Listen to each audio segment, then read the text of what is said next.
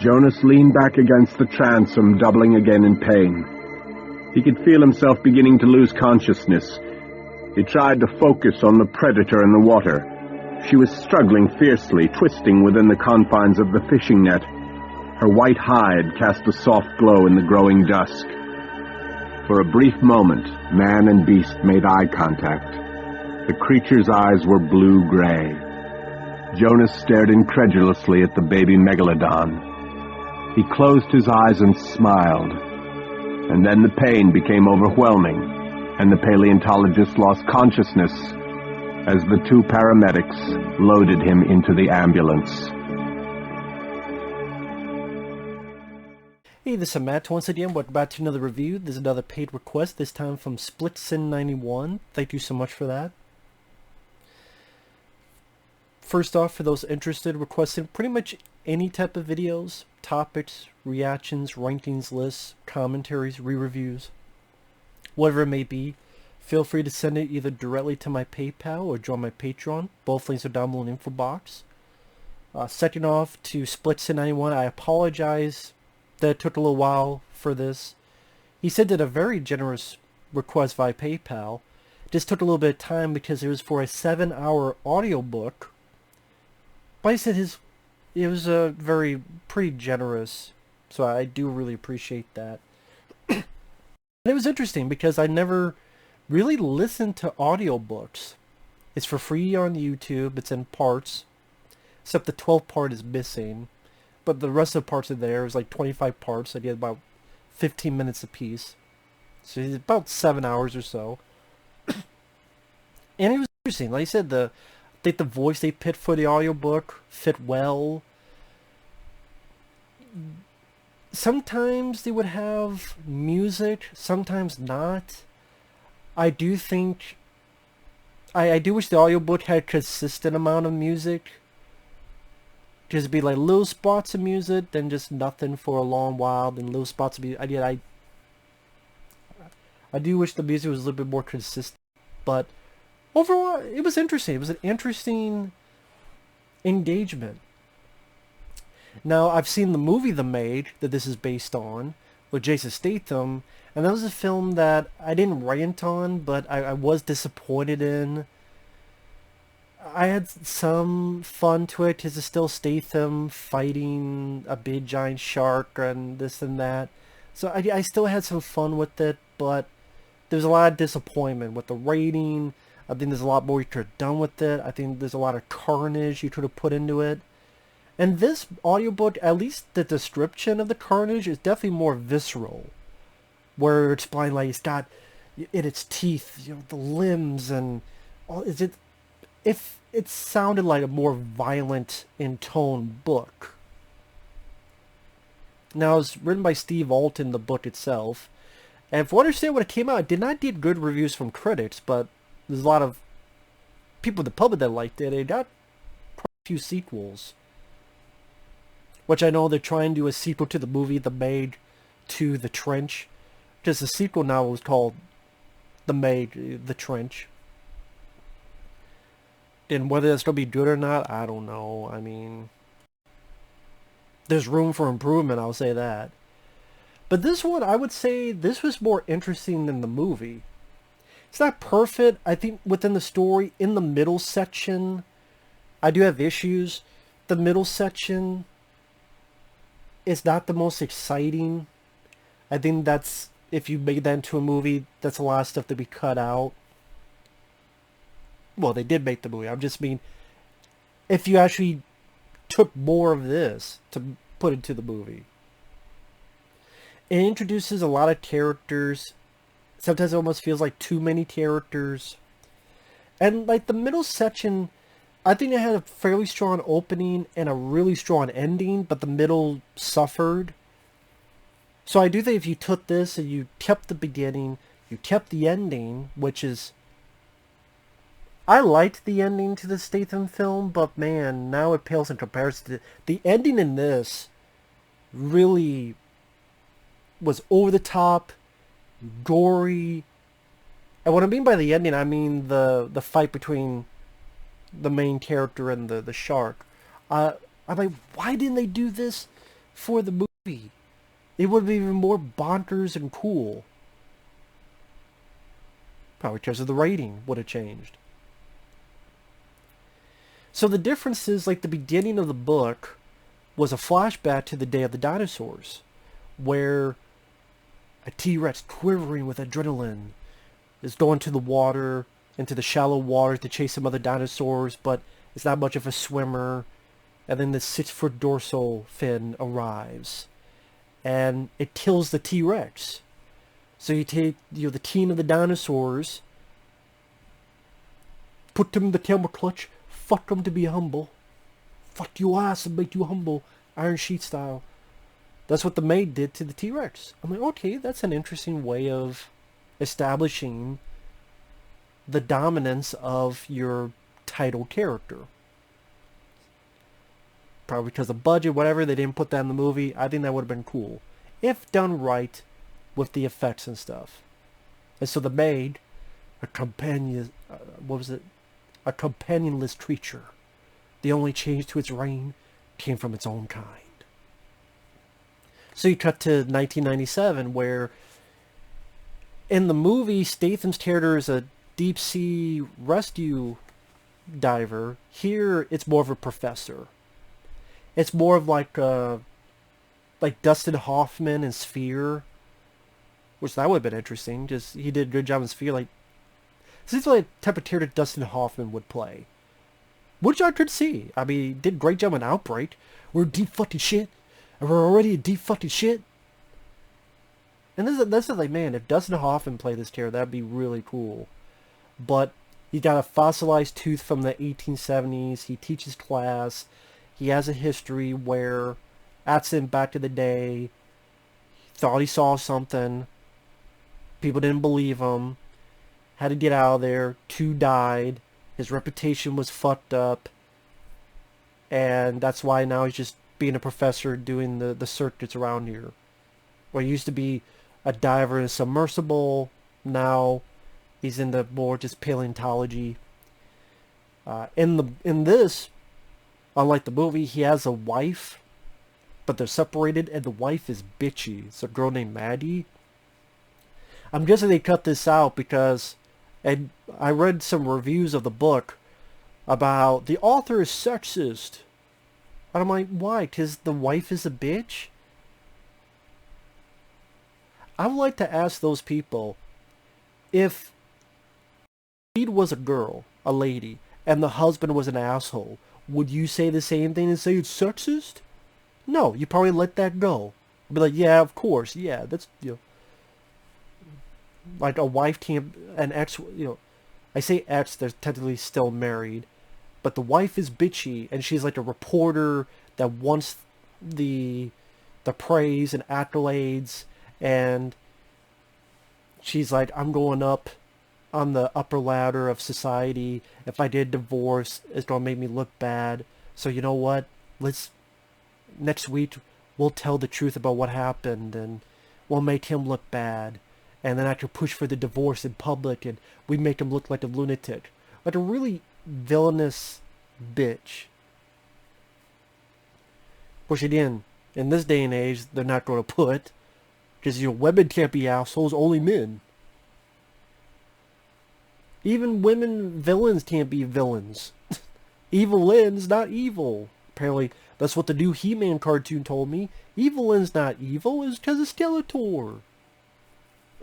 Fuck out of here. I would be glad to put that in just to give a fuck you to the agenda. Anybody can be an asshole at any time. But anyway, he gets brought to Tanaka, which that's another change. It was Japanese in the novel, but they changed it to Chinese for the China market when they changed to the movie. Of course. Oh, but no one wants to bring that out. Like, that's racist. No one wants to say that. It's not racist. It's just we want to suck up to China and suck on the dick. But I don't mind the way it opens. I don't mind the way we're introduced to the characters. This girl, what was her name? Terry, and her dad invite him because there's something going on with this accident happened with this submersible. We need help to look into what happened. Kind of like what happens in the movie. And the writing, again, I think in the middle, the writer got a little bit too carried away with its slow pacing, where it seems like a whole lot of nothing is happening in the middle portion. But like, again, the first chunk of it was actually fine enough for me.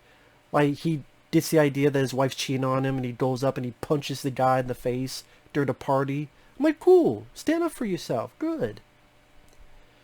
Or he has a little bit of claustrophobia since that acid back then, which I do wish the author played up more of the claustrophobia.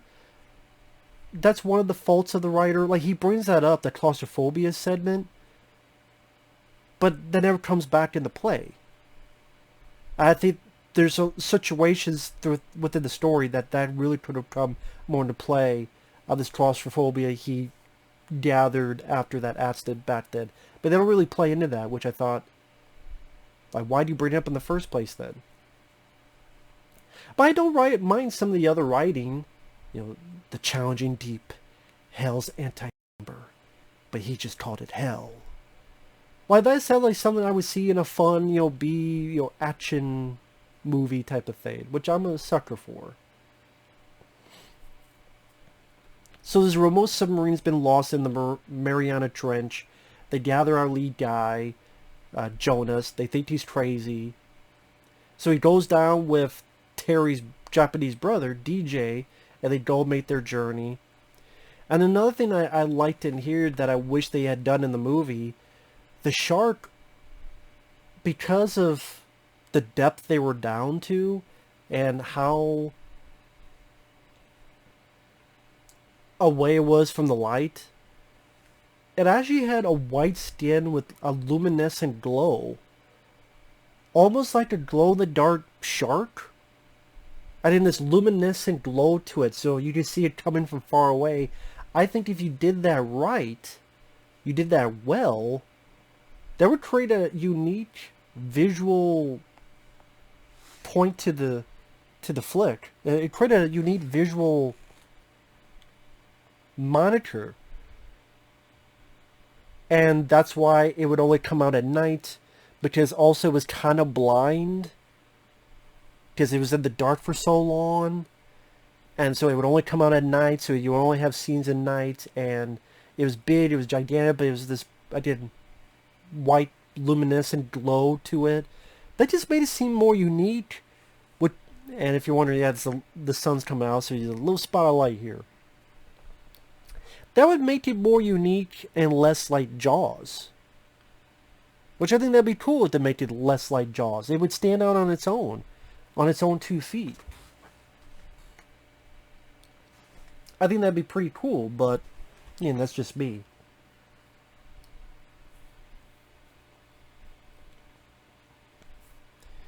It's funny with the light coming from the window, it's like a spotlight right on my head. Yeah, Yeah, I'm blind just like the shark now.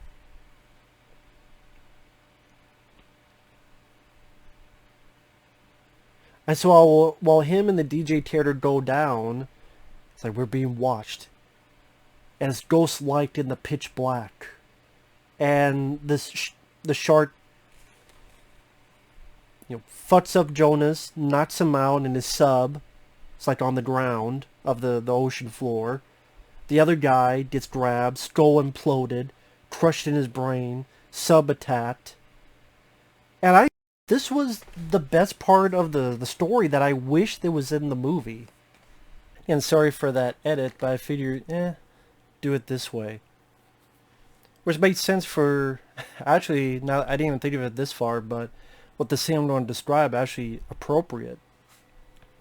But I was talking about my favorite part of the story that I think this could have easily been in the movie, and I think would have been a great point of suspense and build up, where your main character, there's no power, so he's in the dark in this claustrophobic shell of the submersible.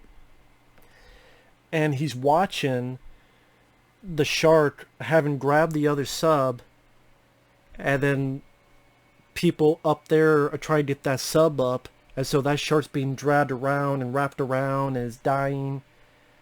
And while that's going, our character Jonas is watching, and then he looks over here because he sees a glow.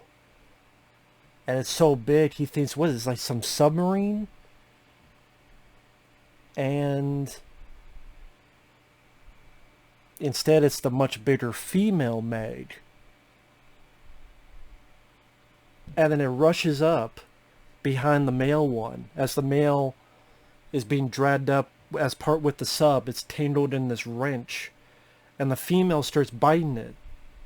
It's because they'll eat each other, the Meg. They'll eat each other if they need to. And so it's eaten up on. And the reason they haven't come up before is because the water's too cold for them.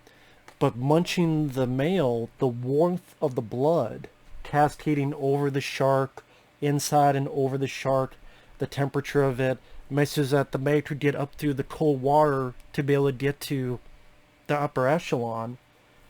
I just imagine if you have that scene. Again, it's dark. The only light is from that.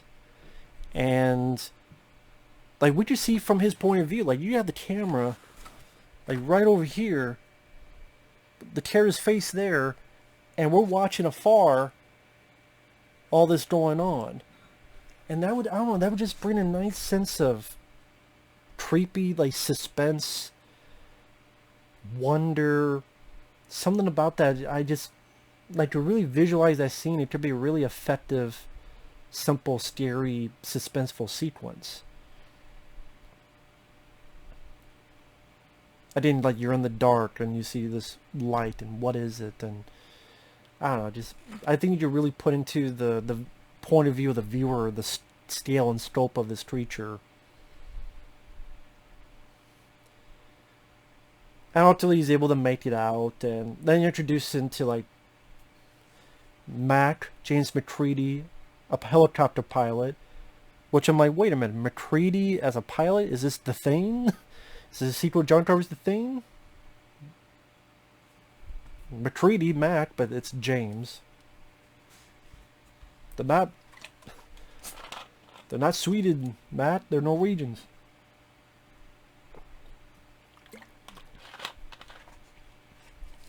But this is when, after that whole bit, and he gets rescued and he's in the hospital, that's when the story really suffers after that. Because, like, Jonas gets out of the hospital. He gets with this fisherman to try to find the maid. Where did it go, this female? Oh, look for the bodies of whales, because it has to feed on something. They look at a body of a whale. They look at the shape of the teeth marks on it. They're tracking the maid some more. It gets bumped up a little bit as the author tells this scene about these surfers. And some of them get killed. Just one just grabbed like a steel bear trap. And then it describes another surfer's life and death struggle to escape onto land. That was a good scene.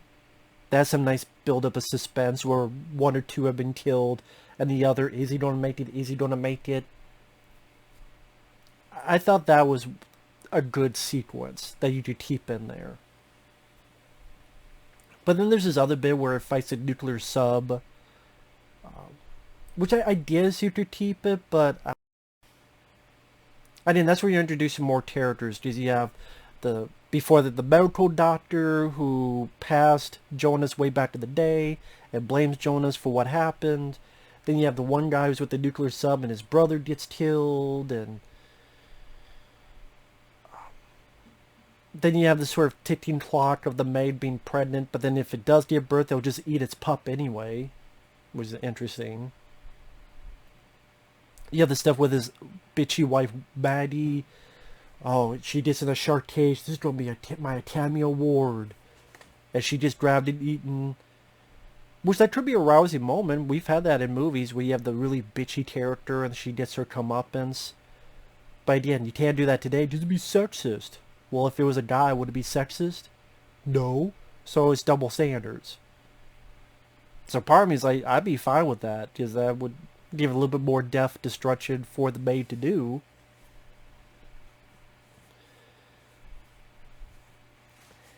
Again, the middle portion, other than the surfer bit and even the bit with the bitchy ex-wife and the shark cage and then getting killed, kind of like if the scene in Jaws where Richard Dreyfuss went the extra wrong way.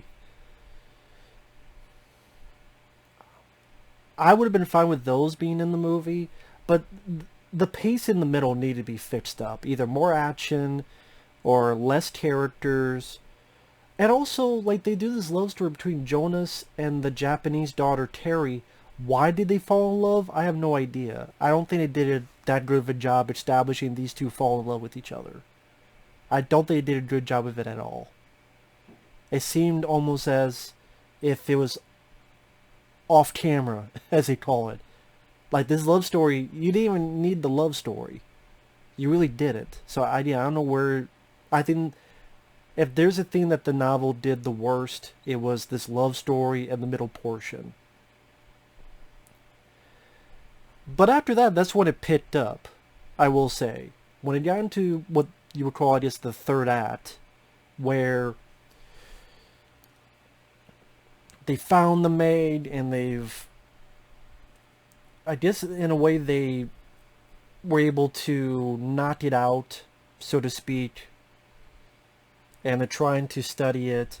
All these news choppers are around and they crash into each other, you know, all this chaos. Something I thought was going to happen in the movie but never did. And then it wakes up and some speedboats and the whole of a bunch of ships are torn apart. And I wish the author went more in depth. You just the aftermath of the lead finding the massacre and the choppers trying to get the survivors out. But I do wish, instead of all that stuff in the middle that was fairly boring, should have gone more into the massacre, the meat of the matter. But at least there was an aftermath of the massacre where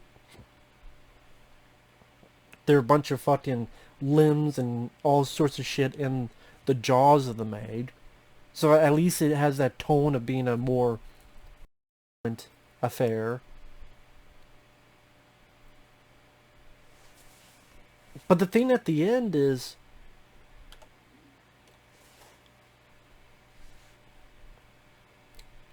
what happens, like in the movie, Jason Statham like caught in the eye, and I thought it was a cool moment.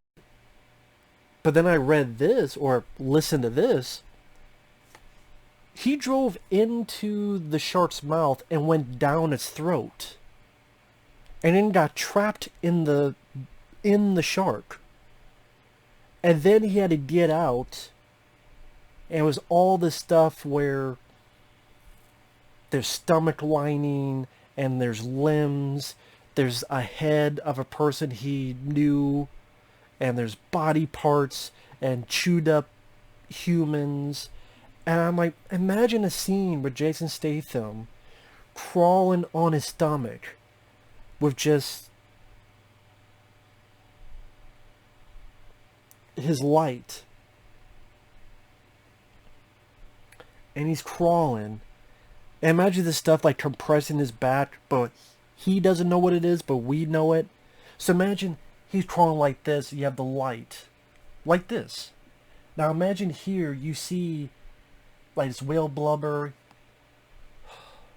He keeps going and more stuff comes on, but he ignores it because he thinks it's just more whale stuff. But then it's, imagine he's crawling, all of a sudden it's like a face, a head, and then a body part and a torso and all this stuff. And he's not realizing, but we the audience is realizing what it is. And like, oh shit, you know. And maybe after a while he knows it. You know, that would be such a cool fucking moment. And then the tooth that he had established much earlier, he uses that to cut the heart of the shark. In total darkness, Jonas lay on his back. Which, Shouldn't that be lie on his back? Because lay, I always thought lay means like put.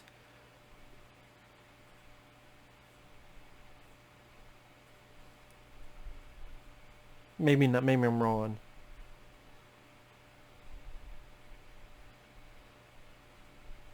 Or Jonas lying on his back.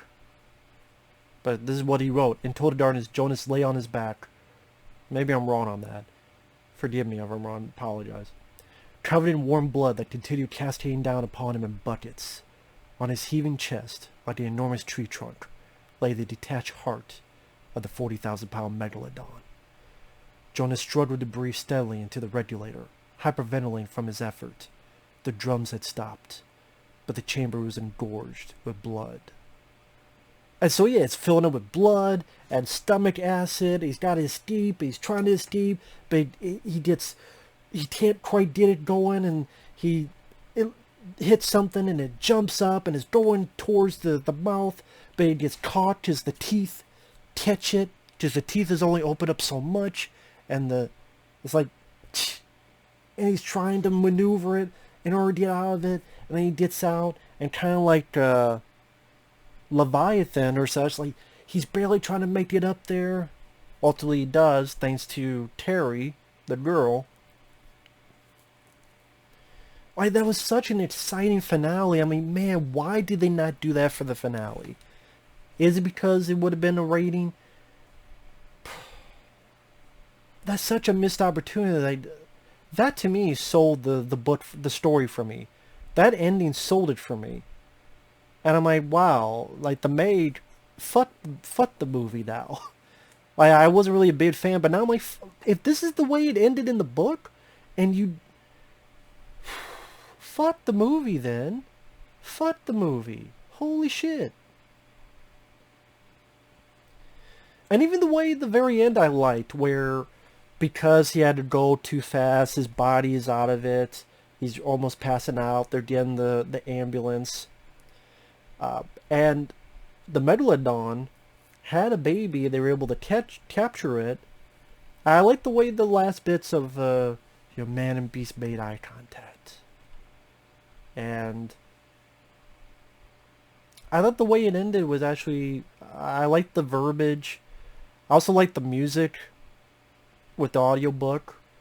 I may put that at the beginning of this because I do like the way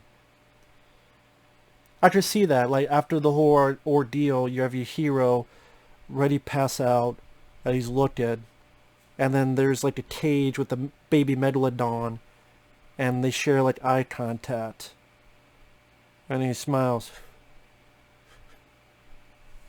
and then passes out. And then the girl could just be a friend. If it's new girlfriend, you gotta establish that better. Either way, he'll be okay, he just passed out. Like, man. So, strong opening, very strong ending. I think the ending is pretty damn good, and the middle, just a bit too slow, too many characters. The helicopter pilot, he has a bit of a sense of humor at least, but then you have like human villains, like you have the billionaire who is Maggie's butt boy, and then you have the guy who wants revenge for his brother's death. I was trying to do a bit too much. It's kind of like in the Jaws novel. For those who don't remember, in the novel of Jaws, the Richard Dreyfuss character slept with Roy Scheider's wife.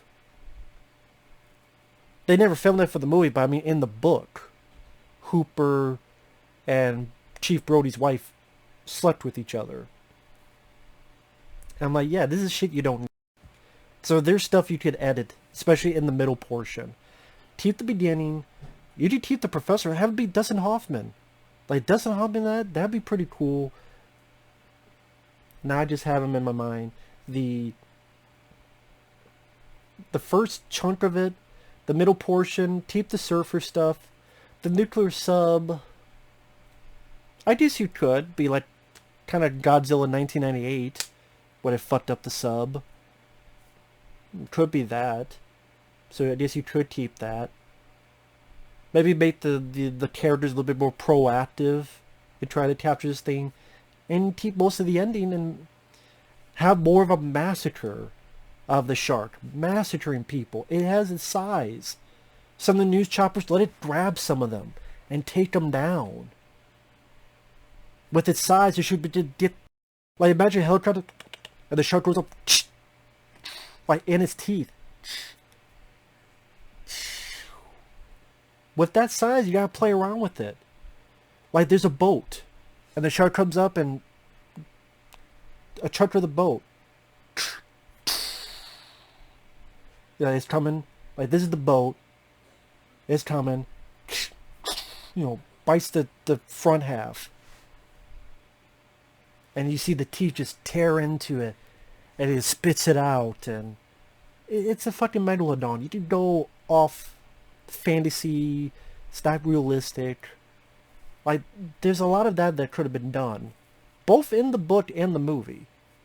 Like, you have the size. Play around with it. There's boats. Like a good version of Shark Attack 3. You could do that stuff. You need to play around with it more. I did this massacre.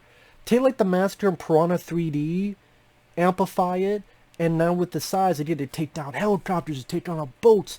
There's no way to be stopped.